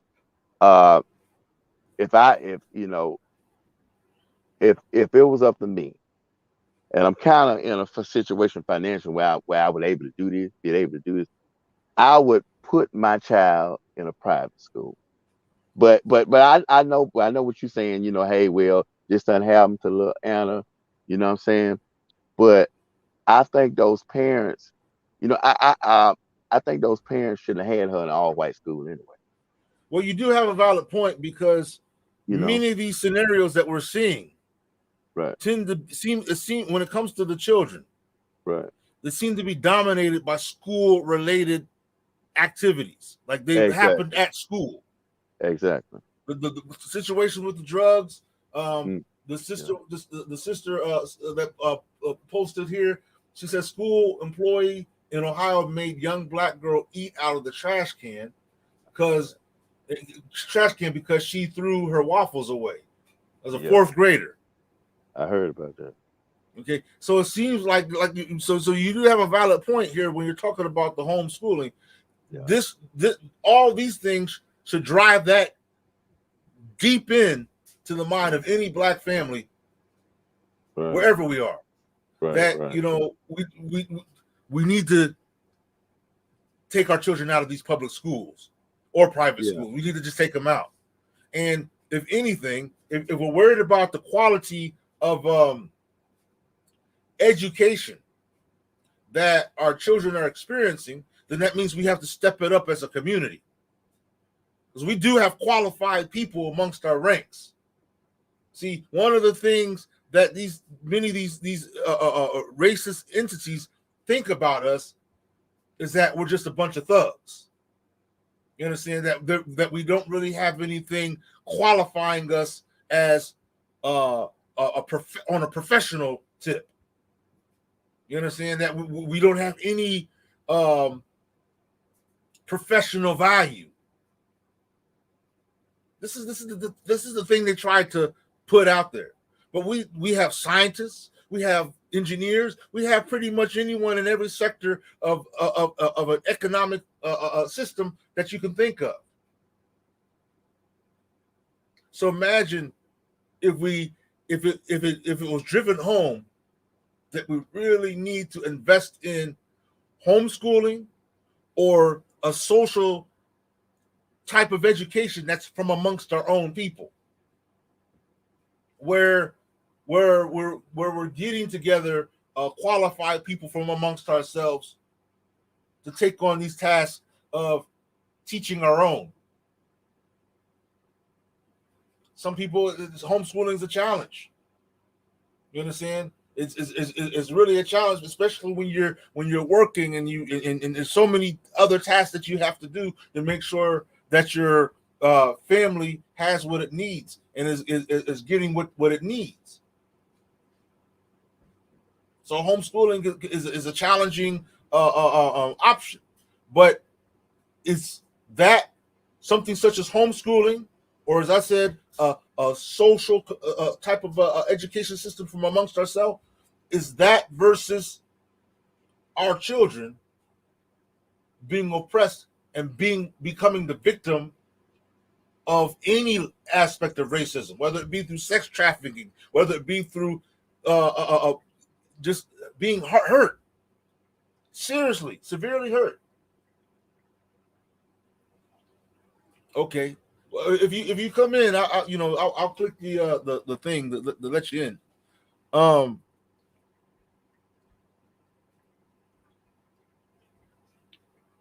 We really have to start that. I think that's something that really needs to be heavily propagated,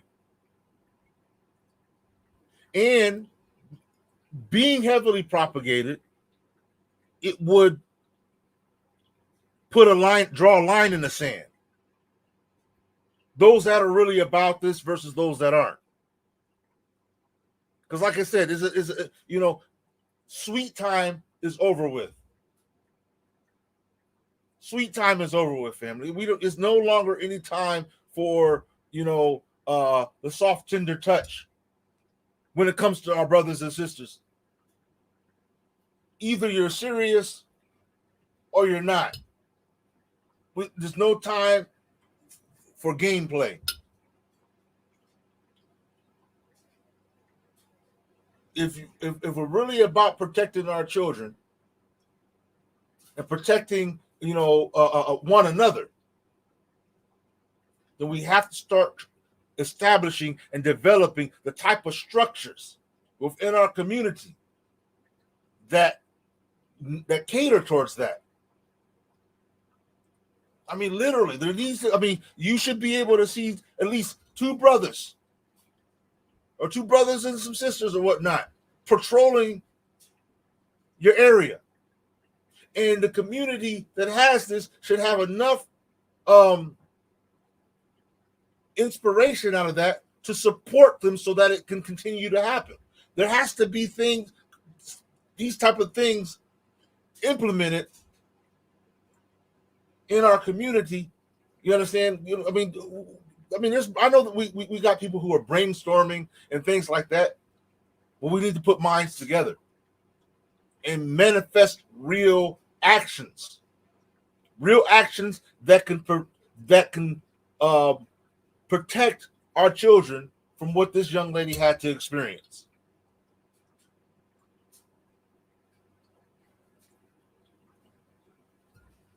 We say take her put her in homeschooling. Okay, we need to develop the society to where that's favorable.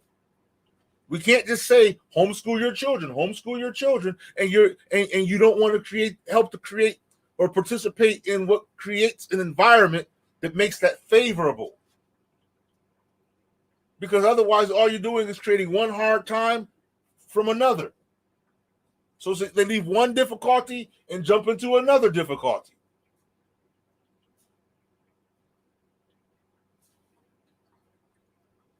So our advice that we give one another, it has to stop being individualistic. Well, why don't you do this? Why don't you do that? Instead of let us come together and develop something together that gets the objective that we're striving for. Don't stop sending each other out on some Lone Ranger mission.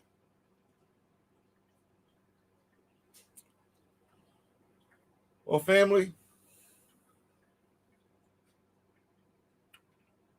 we've crossed the two-hour marker.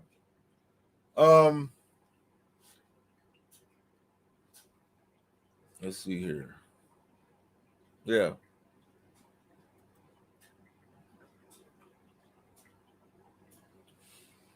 We've got a lot of thinking to do, a lot of real serious thinking.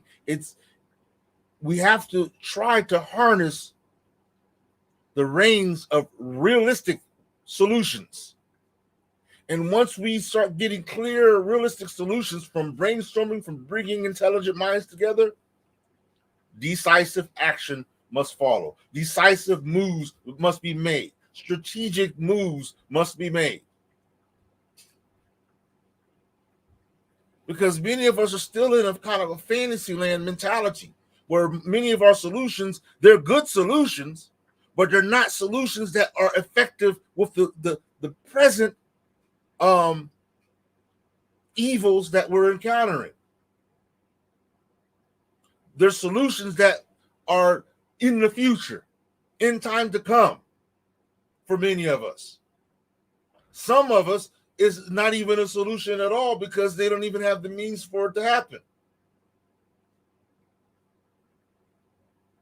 You understand? What little they're making is just enough to cover the family that they actually have. But if we were a strong, unified community, it gives us a better fighting chance. Our bottom line, no matter how you put it, is unification. But like I said, it's an intelligent unification. It's not a unification depending on useless individuals. Individuals who don't even believe anything is going on. It's not depending on them. Leave that alone. Stop pandering to these type of folks. Leave them to their own devices. But our motivation should be amongst those. Our encouragement, our petitions should be amongst like minds. And strengthening the ties with like minds. Getting to know one another. Strengthening the collaborative efforts. These are the efforts. These are the ingredients that will help protect ones like this young girl right here. So yeah, amongst all the justices we've been calling for, we need justice for Anna Chloe and all of what that means. Definitely, we pray for her healing and speedy recovery. And we pray for, her mother to hold on to strength, resolve, steadfastness, courage, continued courage, because she's courageous already. To keep on, to remain strong through moments such as this, but to keep it going. Keep it going. Never tap out. And to know that the people, the family, albeit we're overseas, but we got our eyes, we got our hearts, we got our minds.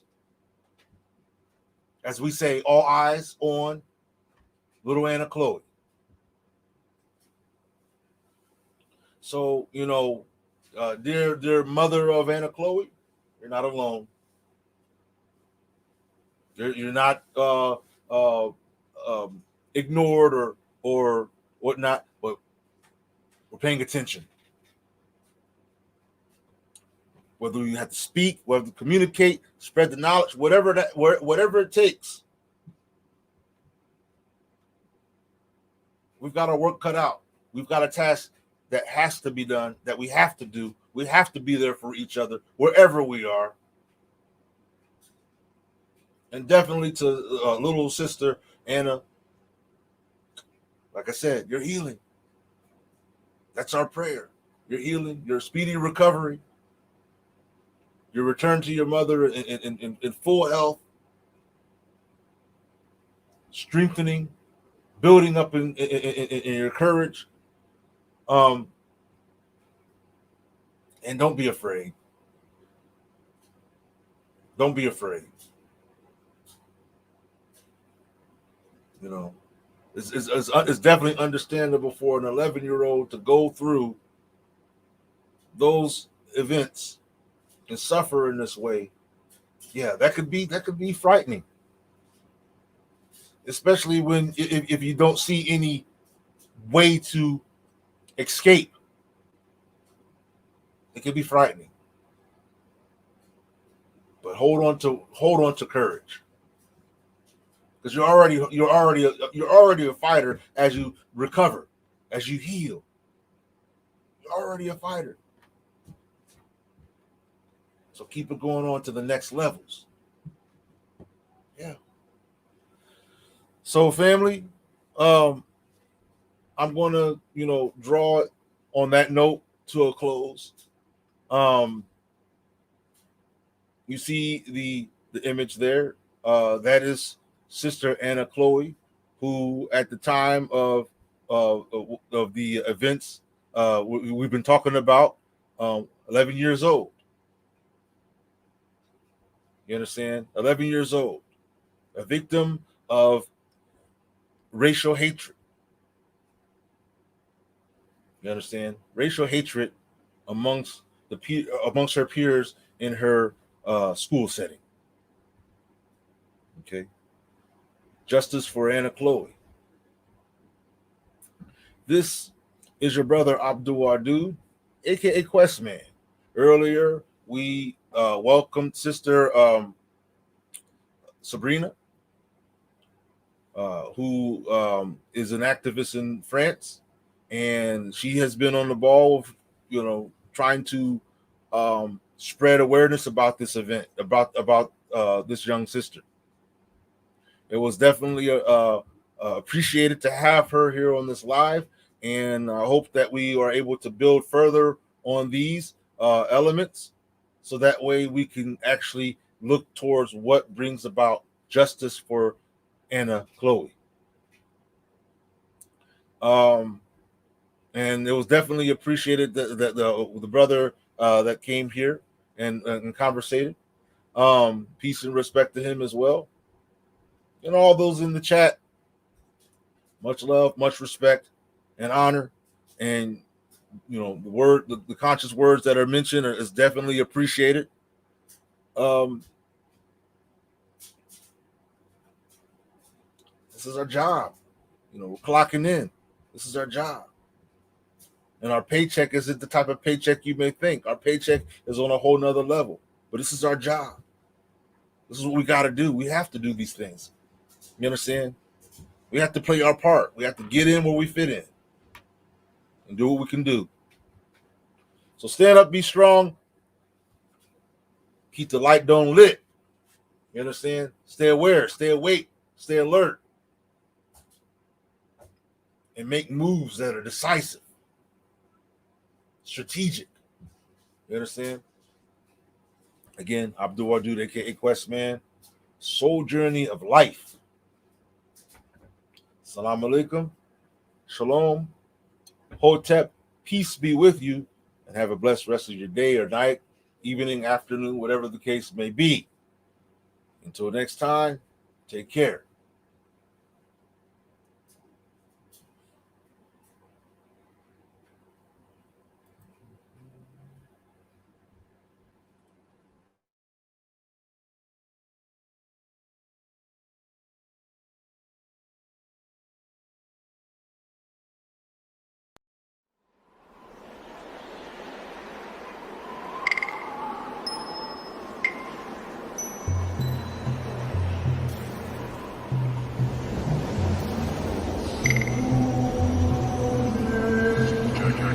Light